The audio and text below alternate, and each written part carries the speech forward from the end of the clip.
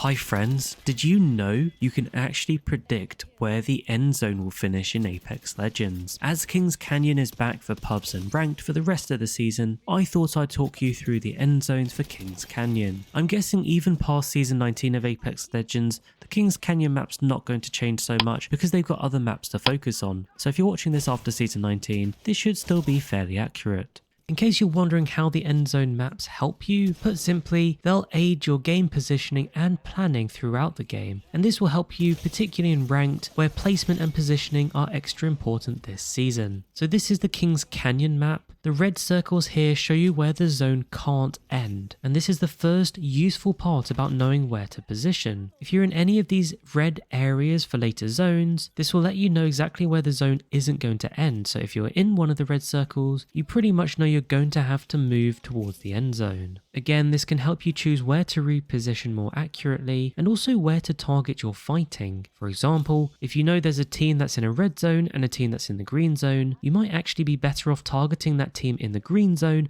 because you know the zone's going to pull that way and you're going to eventually have to end up being there. So you might as well fight the team that has the better position so you can then take command of that better position. One other thing you'll notice about all these red zones, they pretty much cover all the buildings and higher mountainous areas which are harder to reach. And that means typically the final zone will be out in the open somewhere. And that's where we can add in the second set of useful data. Over the top here you now see the green zones, which show you where the zones will potentially finish. Now I will say I did some testing of these and there were a few zones which finished just outside the green circles, but for the most part, most were either in the circle or at least around the circle. For example, in this end game, you can see it's ending near labs and it's in an almost identical location to the green circle on the map that I'm showing you. So the green circles definitely give you a good rough idea of where that final zone positioning is going to be. Another tip is that the circles do tend to pull in the same direction. For example, if the circle pulls more to the right side of airbase in zone 2, even though it's a big zone, you know it's likely going to finish around the right side of airbase rather than the left side.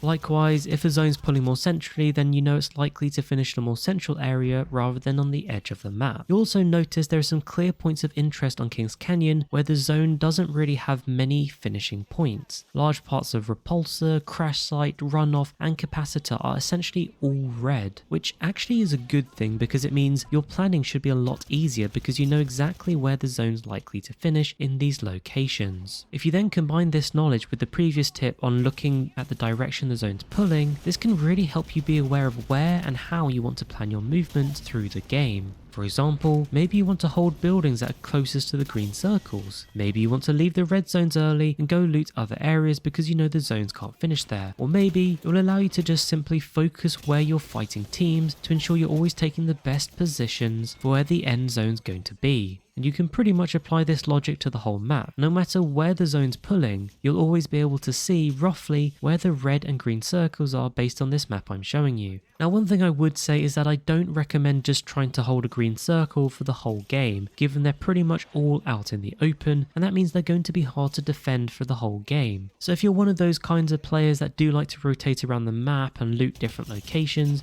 then you definitely still want to be doing that through the game. And that means this map is potentially something you just start using when you get to kind of zone 4 onwards. On the flip side, if you find the circles pulling to a location you're already on, you can definitely work on setting up your position nice and early based on where the red zones are and where the green circles are. And there you have it. That's the Kings Canyon End Zones map. Feel free to keep this video open as you play to give you an idea of where the map positionings are. A big thank you to Apex Legends Status for actually creating this map, and I will put a link in the description if you want to go ahead and check that out for yourself. Don't forget to like and subscribe so you don't miss part 2 and 3 covering World's Edge and Olympus. But for now, thanks for watching and I'll catch you later.